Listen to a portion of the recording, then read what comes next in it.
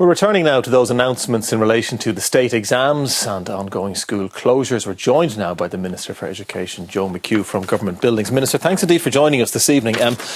I know no one's to blame for this, and it's a very difficult situation and there's no right and wrong answer, but I've been gauging some reaction from Leaving Cert and Junior Cert students, and I'll let you know what they're saying. They're angry.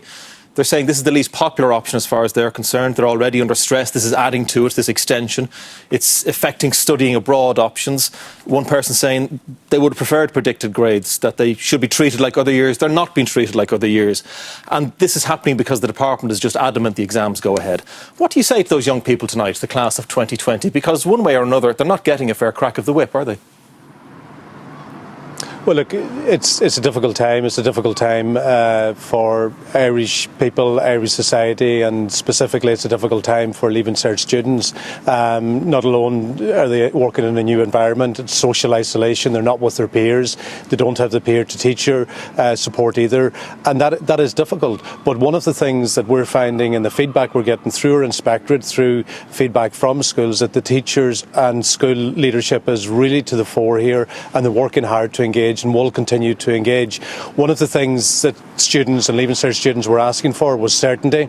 There was a feeling that the June date wasn't going to work, and with the new extension to strict isolation, we've got to move into a new phase, and that new phase now, which is factoring in the public health official advice as well, is to bring the Leaving Cert, to postpone the Leaving Cert to the end of July, early August. And there are a number of questions around timetabling, and the SEC will continue to do that.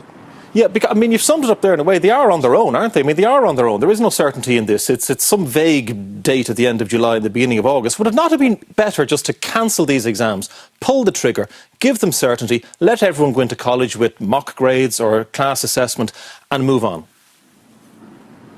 Well, no, they're not on their own. They're in a different environment, and it's a different picture for everybody, and we're all dealing with this national crisis. And one of the big feedbacks from the consultation over the last number of days with the union groups and different representative organisations is that there is a good will to try to make this happen. And there is certainty now that the Leaving Cert will be going ahead at the end of July, beginning of August. And what the State Examination Commission has to do now is to work on the dates, work on the logistics of that, and work on the health logistics as well, in consultation with the health authorities. So this is now the message to the Leaving Cert students, is very, very clearly to pace and to get the time management in operation. And I would encourage young people to take time off over Easter now, and also to factor in time off during June as well. And when will these papers be corrected? When will the school year start? When will the college year start?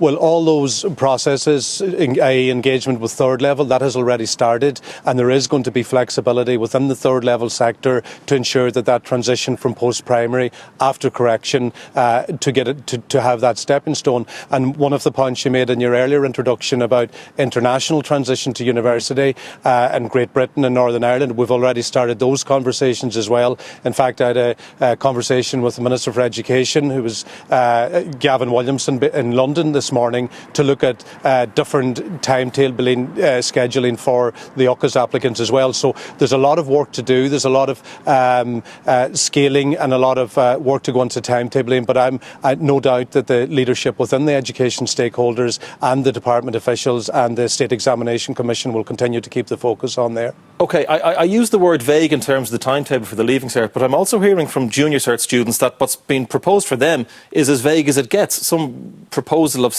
exams or tests in the classroom that nobody's quite worked out. And also they're asking, how does this affect transition year, that important year when so many people use it to grow up and see the world outside?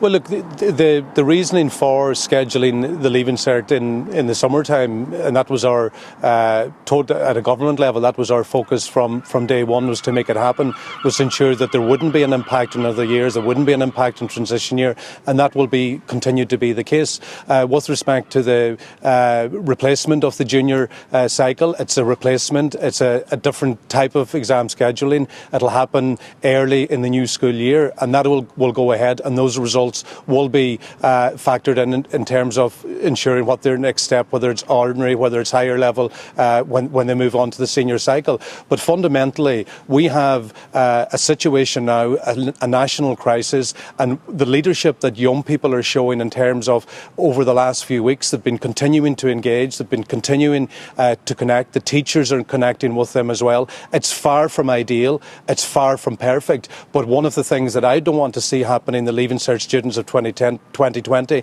to be defined as the students who didn't do their Leaving Cert, defined by a pandemic. And I know the resilience, the courage and the determination of these young people will rise to this challenge. Yes, indeed. And as I said at the start, at the heart of this is a very, very difficult challenge for, I know, yourselves and the people in the department who no doubt are doing their best. But with that in mind, also on the wider health issue, the Minister for Health and Mr Holohan today saying that testing now is crucial in terms of getting a handle on this pandemic, and from the Irish perspective, how does the government intend doing that, and will you reach the targets?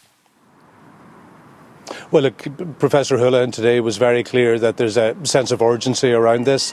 He was very, very adamant and insistent that we're going to get on top of this as well. And the confidence that the general public have in Professor Holohan and his colleagues is very, very clear, that they've been very, very open and honest with the people. They'll continue to be. They're working under an awful lot of strain, an awful lot of pressure.